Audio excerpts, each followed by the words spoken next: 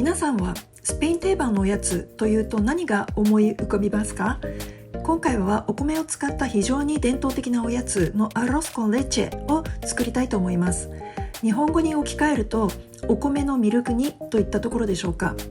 レモンやシナモンの風味が効いた優しい甘さのデザートで、家でじっくり作ることもあれば、スペインのスーパーには様々なメーカーからもこのおやつがヨーグルトの棚などの近くに置かれています。日本ではダノン、スペイン語読みだとダノネが発売するアロスコンレチェが個人的には懐かしく感じます。今回はこのスペインのデザートお米のミルク煮をご紹介するのにあたって、スペイン人なら知らない人はいないと思われるテレビのクッキング番組に長年出演し続けている大御所カルロス・アルギニャノ氏に関しても取り上げながら、彼が何度も発表しているこのデザートの黄金レシピに沿うようにして作ってみたいと思います。まずどんな方なのかを簡単な経歴にすると、1948年にバスク地方のギプスコア県で生まれました。彼の名前の表記や響きからしてバスクの出身ということが想像できます。お母様が病弱だったそうで、小さい頃から台所に立つ生活を送り、17歳から本格的に料理の世界で学び始めました。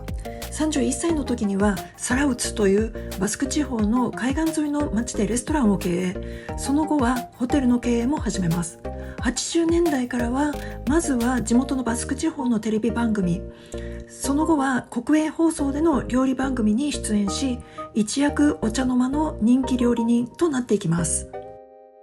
なぜ爆発的な人気が出たかというと、軽妙にトークをしつつリズムよくお料理をしていく気さくな雰囲気の料理ショーという、それまでに全くなかった新しいスタイルを確立したからです。実は私自身もスペイン留学時代に彼の料理番組が好きで、楽しく見ながらスペイン語の料理の表現も知ることができました。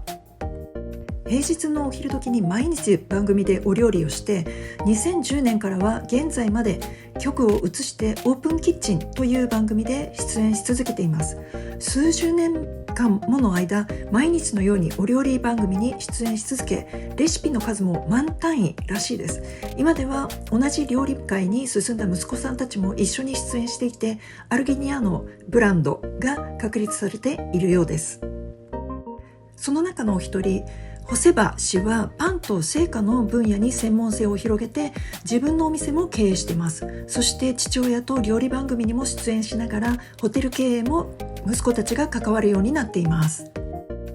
ところで2025年12月に放送されている料理番組と同じ局のアンテナテレスにて人気トークショーに彼が出演した際に、自身の半生を描くドキュメンタリーを制作中であるということが明らかになりました。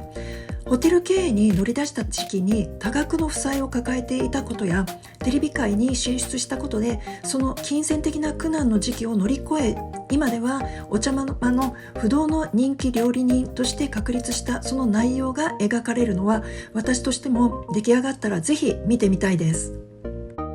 私もたまにチェックしているのですが、彼が家族と経営するホテルのインスタや彼自身のインスタなどもあるので、ちょっと覗いてみると興味深いかもしれませんね。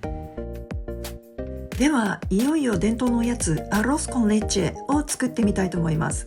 私はこれまでも作ったことはあるのですが、アルギニャノ氏が何度も発表している黄金レシピともいえるこの作り方の最大の特徴は、冷たい状態からお米を入れてじっくりと火をかけていくことです。用意する材料はまず牛乳1リットルです。約4人分の分量です。それから生米を 100g 用意します。お砂糖は70から 80g ですが、私は今回 70g にしてあります。きび砂糖です。ちょっと色がつきます。レモンとオレンジの皮を使います。皮を使用するので外側をよく洗っておいてください。牛乳に風味をつけるため、それぞれ 2,3 片の皮を用意します。そして一緒に入れるシナモンスティックが1本、それから、本来のレシピではバニラビーンズですが、家にないのでバニラエッセンスを入れます。そして盛り付けた後に振りかけるシナモンパウダーですね。私はこの大容量のコストコのシナモンが日常的に重宝しています。以上がこのデザートの材料ですが、飾りに、ミントの葉とかもあってもおしゃれですね。まず火をつける前のお鍋にあらかじめ牛乳1リットルが入っています。その中にさらに生米 100g をまだ火をつけないで加えます。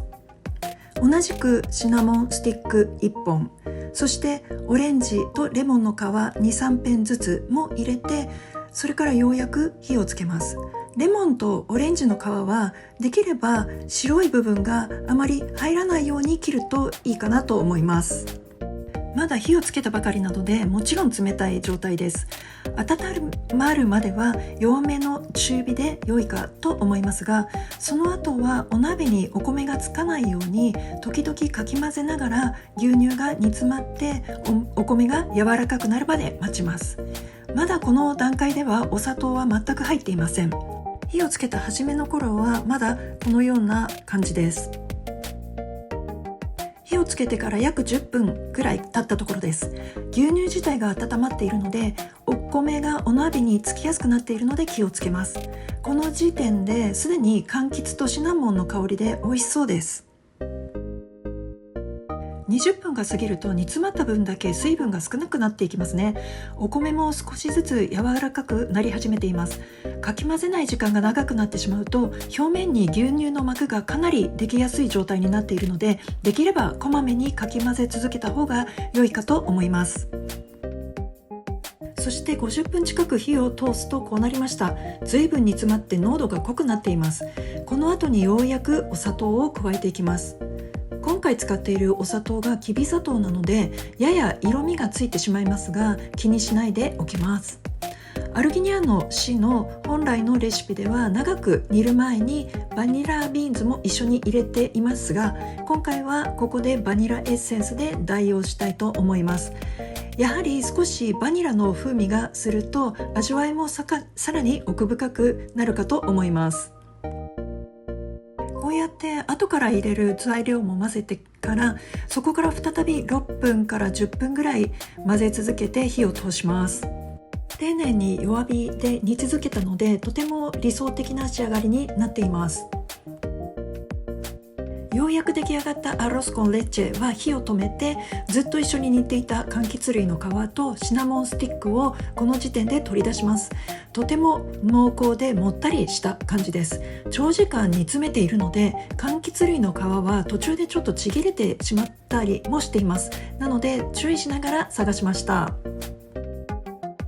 そして粗熱も取れたのでいよいよ盛り付けていきます。とても濃厚な状態なのでスパチュラで入れてもすぐには器に落ちてくれません。その上から、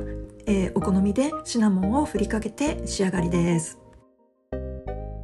早速コーヒーとともにいただくことにします。このデザートは出来たてのまだ温かいうちでもこの時のような少しぬるい感じでも逆に冷蔵庫でよく冷やしても美味しく食べられるかと思います。アルギニャの市のレシピのおかげもあって我ながら非常に美味しい出来上がりとなりました。よかったら皆さんも一度スペイン伝統のおやつを作ってみてはいかがでしょうか。今回もご覧くださりありがとうございました。